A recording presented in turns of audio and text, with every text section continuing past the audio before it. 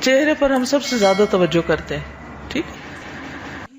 چہرے کے بارے میں قرآن مجید میں آتا ہے وجوہ یومئذ مسفرہ ضاحکۃ مستبشرہ، قیامت کے دن کچھ چہرے روشن ہوں گے، ہنستے مسکراتے ہوں گے، خوش ہوں گے، اور کچھ چہرے سیاہ ہوں گے، غمزدہ ہوں گے، پریشان ہوں گے۔ چہرے کی خوبصورتی دن میں 5 مرتبہ وضو کرتے ہوئے اسے اچھی طرح دھونے سے خود بخود آ جاتی۔ قیامت کے دن نبی صلی اللہ علیہ وسلم اپنی امت کو وضو کے اعضاء کے چمکنے کی وجہ سے پہچانیں گے۔ جو شخص یہ چاہتا ہے کہ اس کے چہرے کی چمک بڑھ جائے، وہ کیا کرے؟